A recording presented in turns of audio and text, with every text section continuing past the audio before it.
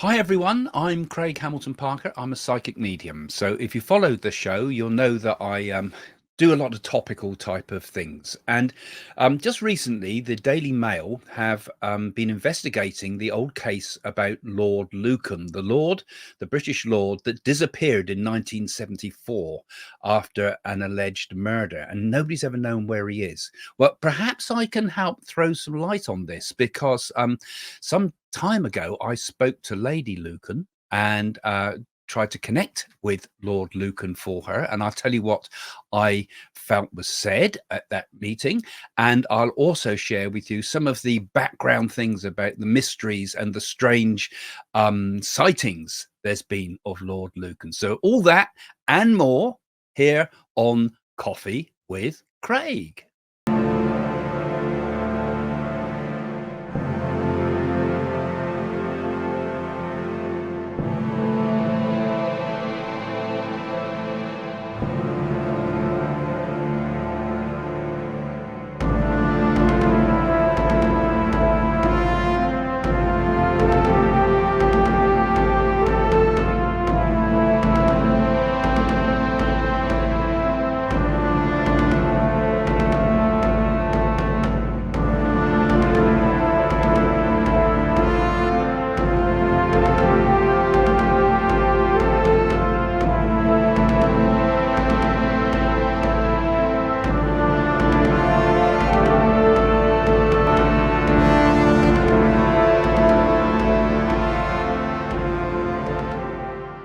So, those of you coming in from America may or may not have heard of this story. There has been some recent programs on Netflix that are worth a look. Also, a lot of recent things in the press here in the UK. But let me just explain a little bit about who Lord Lucan was and some of the theories behind what actually happened to him.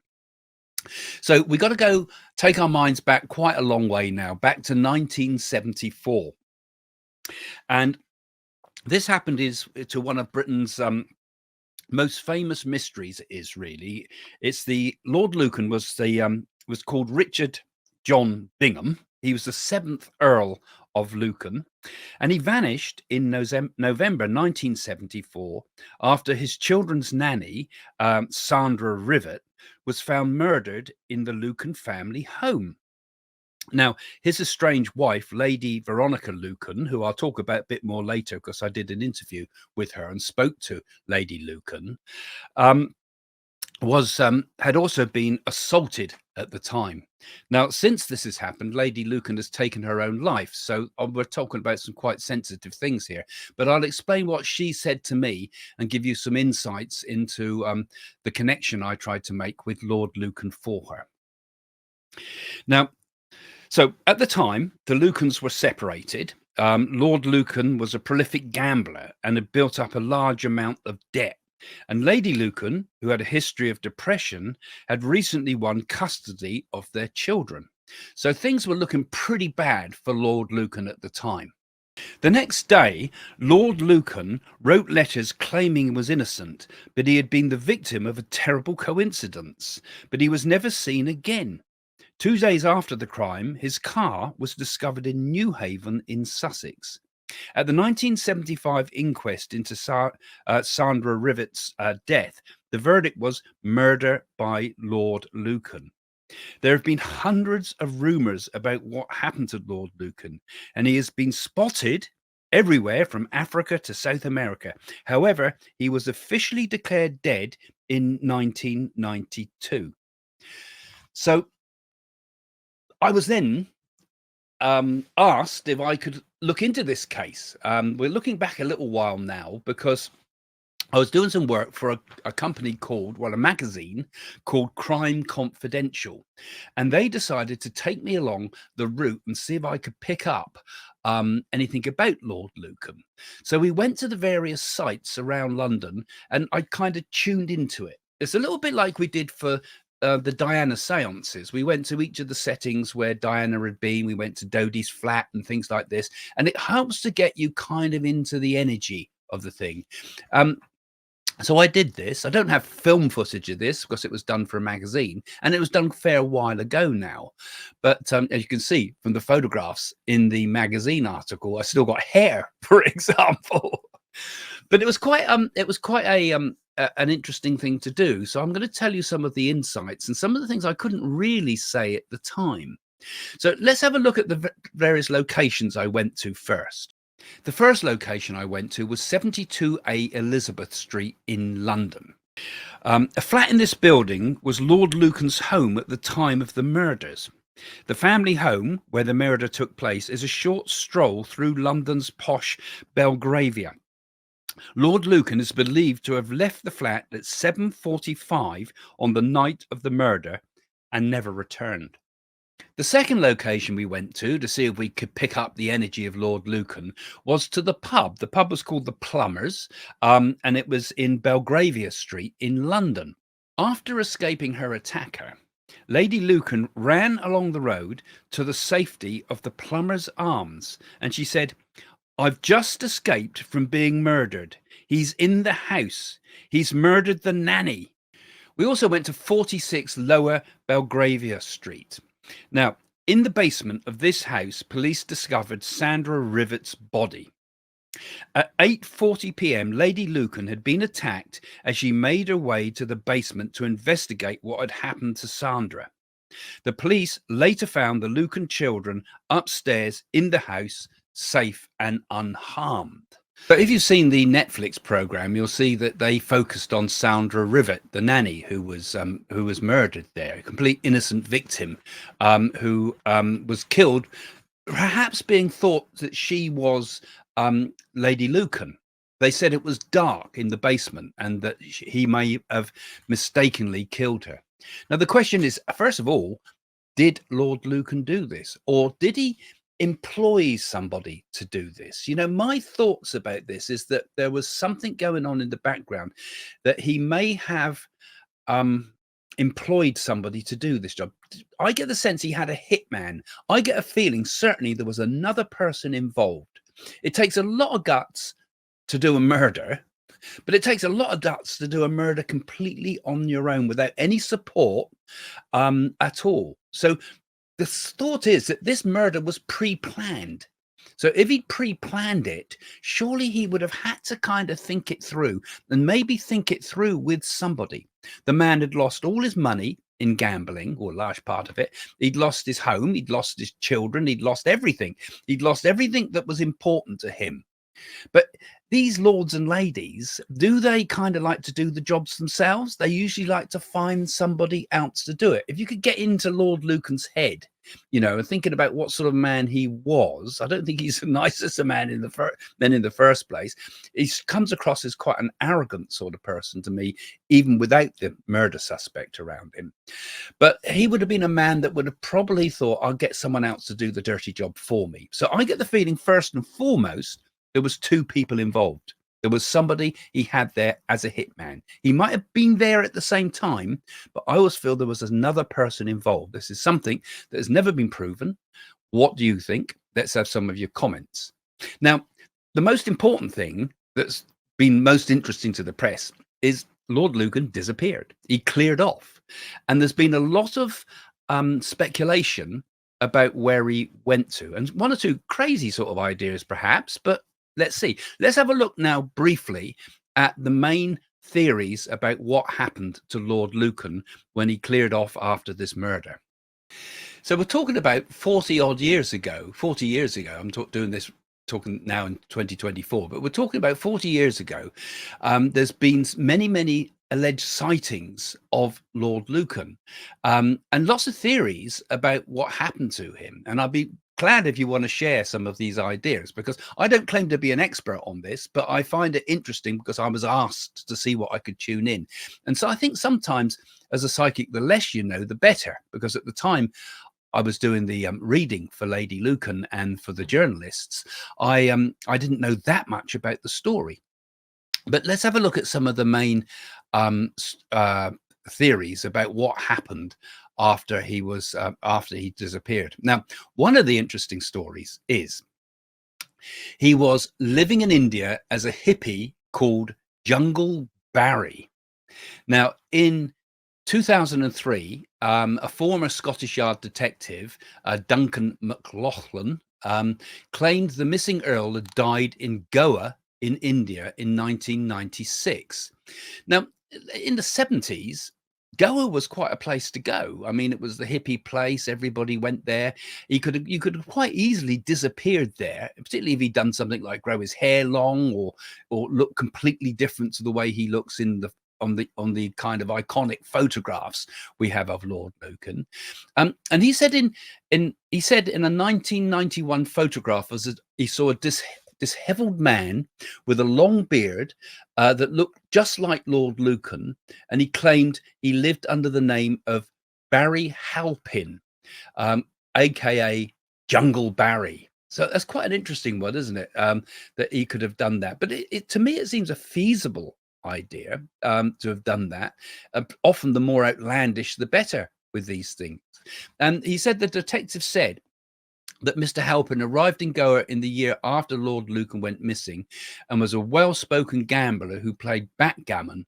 And of course, Lord Lucan was very famous for his betting, and backgammon was one of his favorite ways of losing money.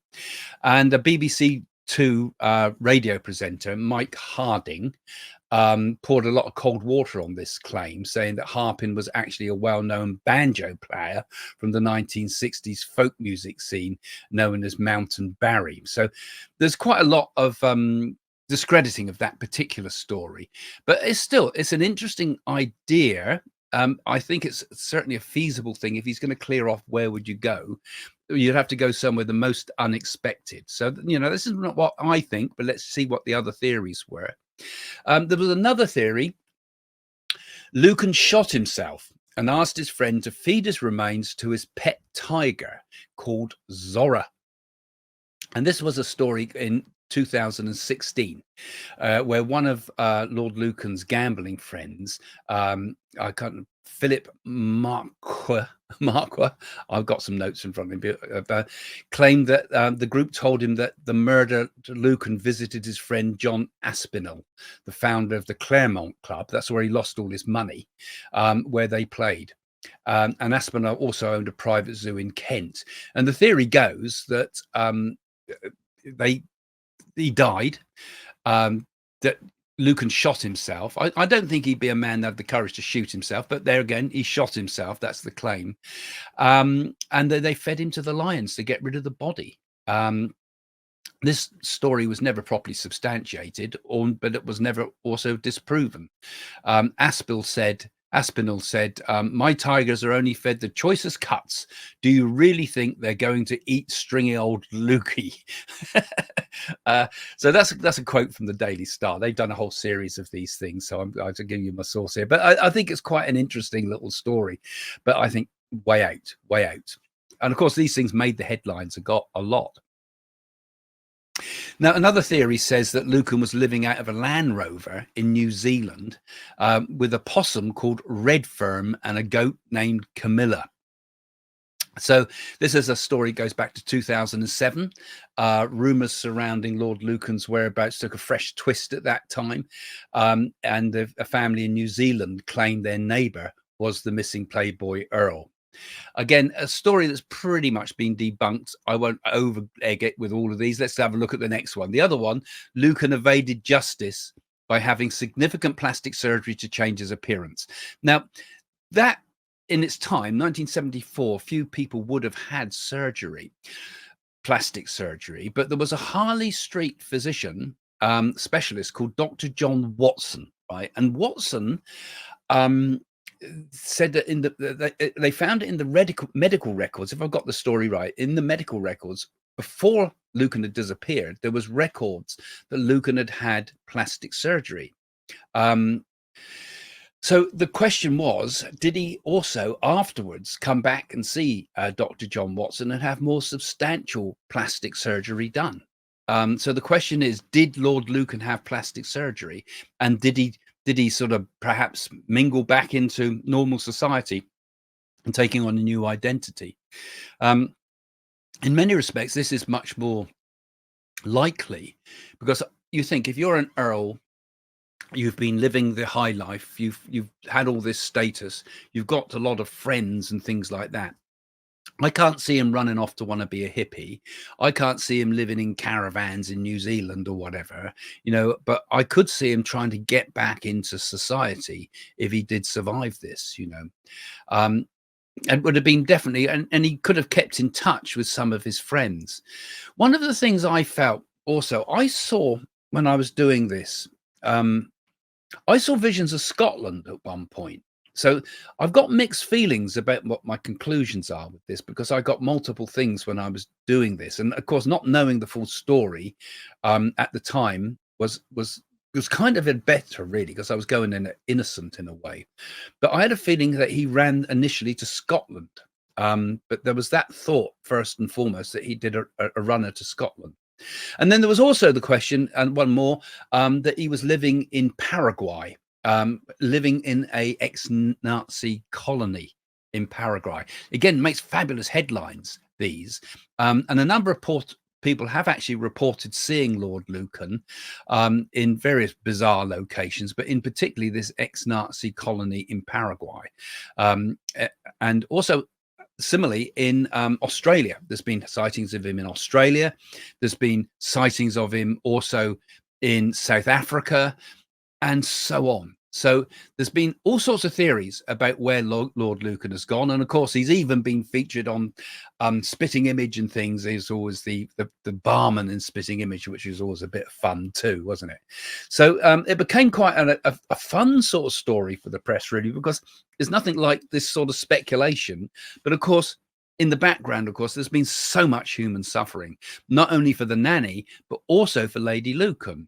And now I'm going to tell you a little bit about some of my what also happened when I spoke to Lady Lucan.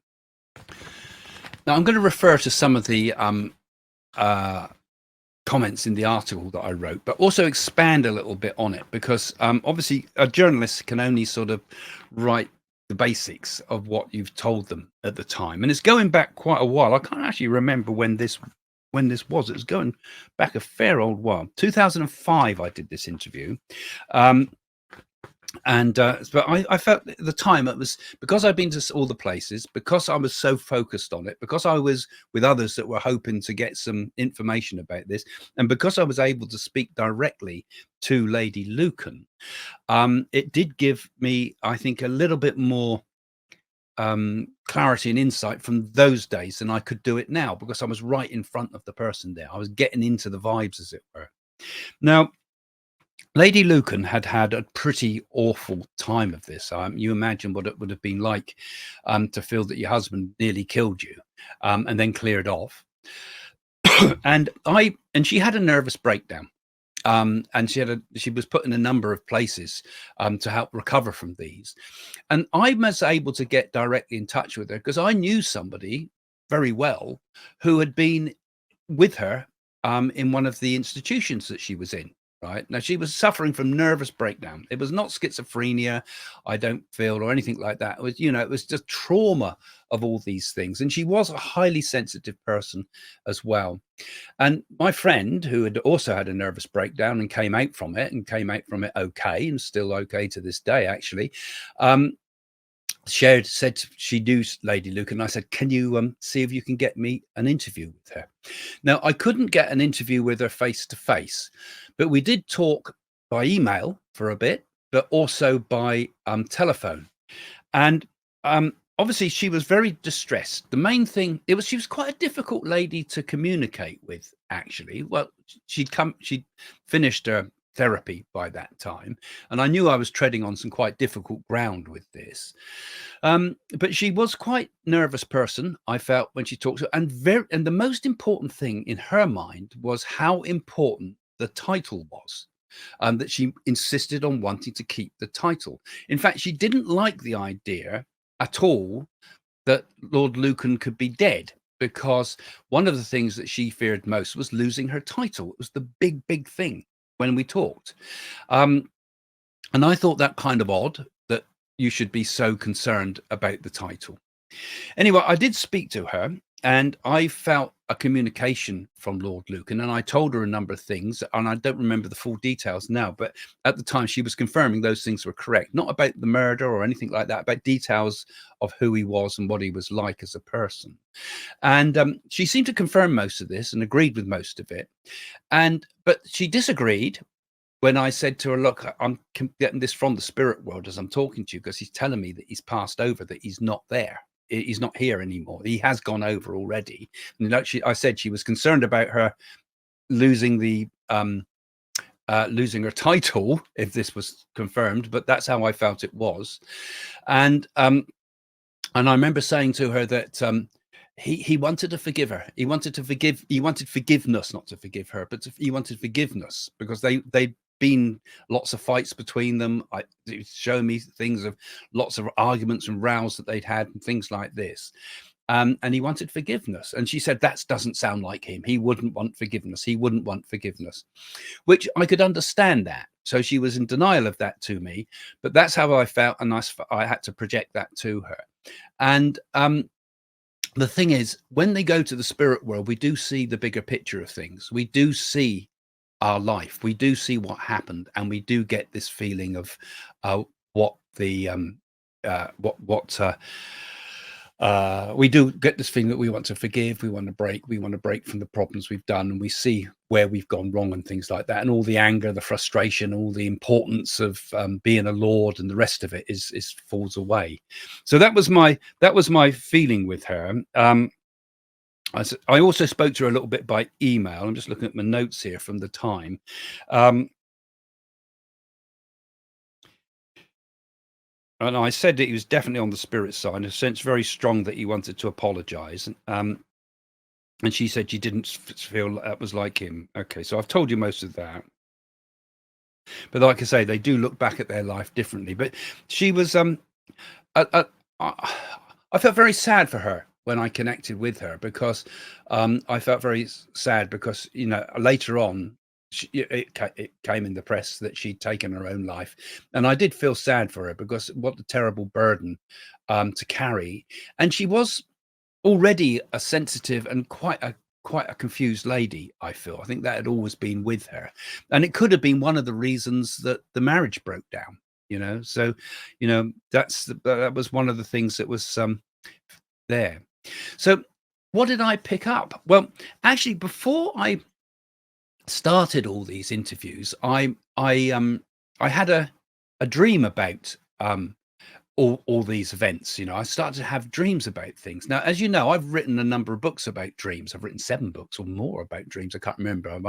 And you can buy one in the description. My main book's in the description of the video if you'd like to look at that. So I've spent a lot of time and interest in dreams. So dreams have always been very, very powerful to me, and always revealed information often to me. My predictions are sometimes done by dreams, and I get very strong feelings from dreams.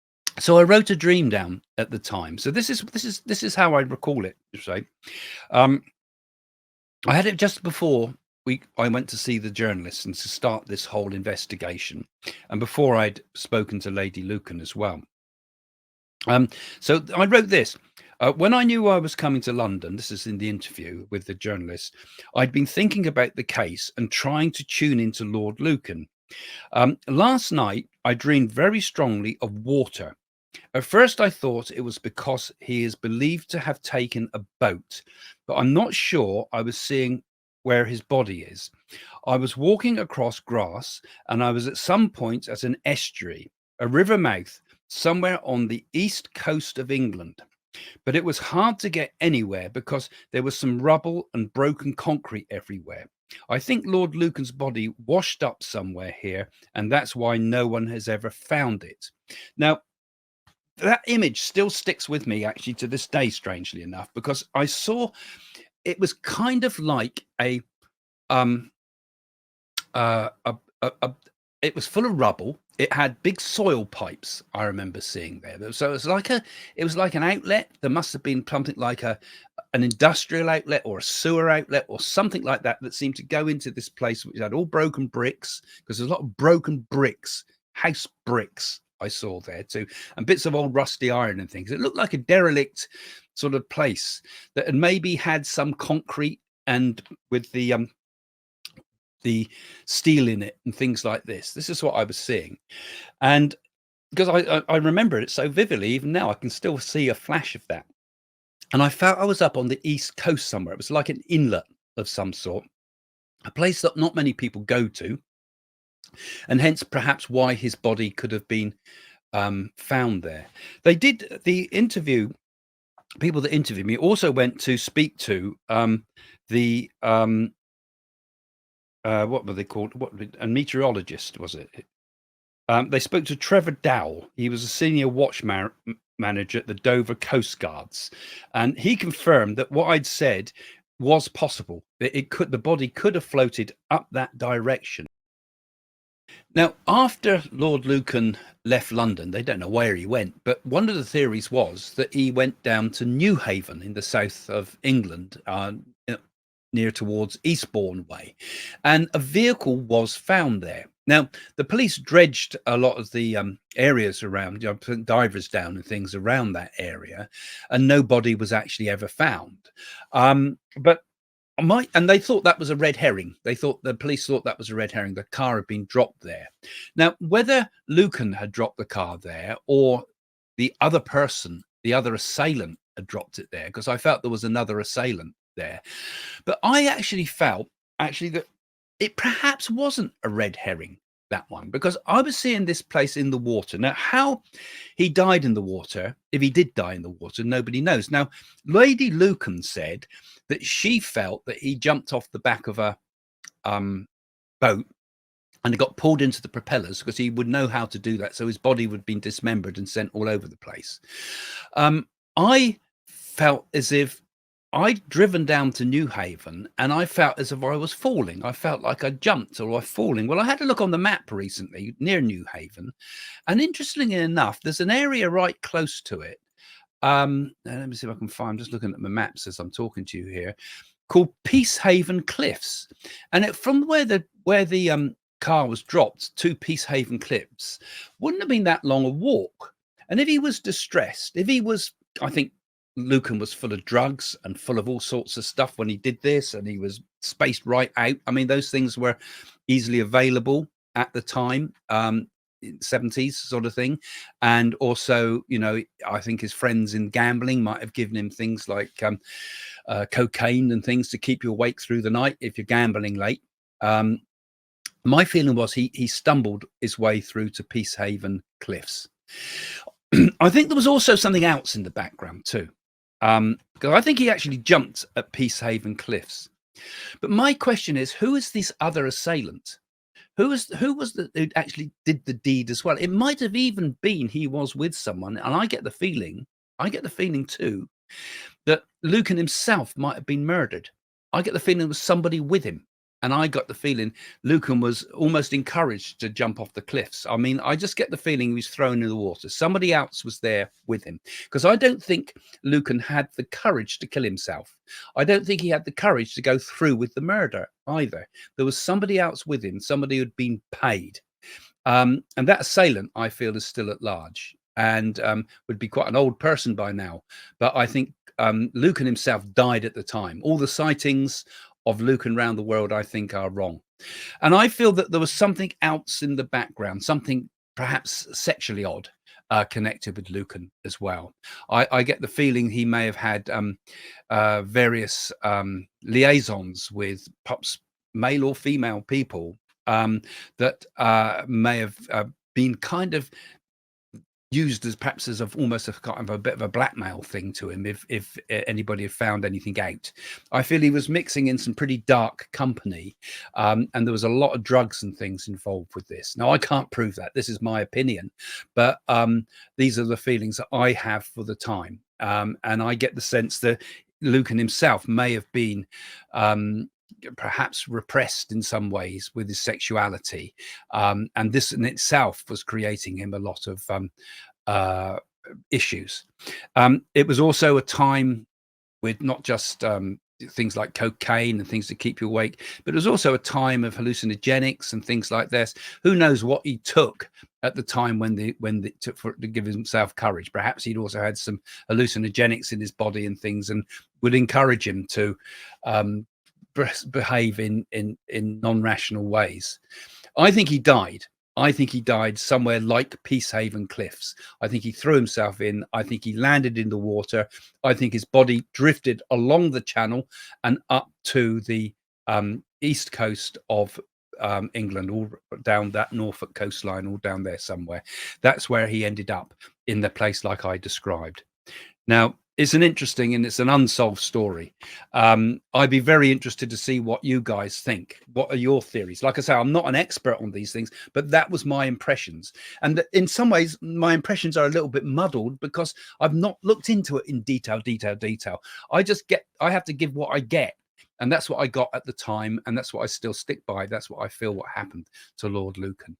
So it's an interesting story. And do give us your comments and let me know. And don't forget, always give these videos a thumbs up if you enjoy my talks. And if you'd like me to do any other of these sort of investigations, I'm thinking about doing Jack the Ripper, for example. You like some unsolved crime type stuff, I think it might be an interesting theme we could pick up on the channel for a while. And don't forget the book. You might enjoy my dream book if you can also get information from your dreams. Okay, thanks for joining me. See you soon. Bye for now. So do you like what I have to say? And do you like my work? Well, why don't you support my work? Have a look in the description below to go to my website, find out about psychic readings, find out about our NAADI readings with the Indian NAADI Oracle, buy my books and join my workshops online by Zoom. All there on the website psychics.co.uk.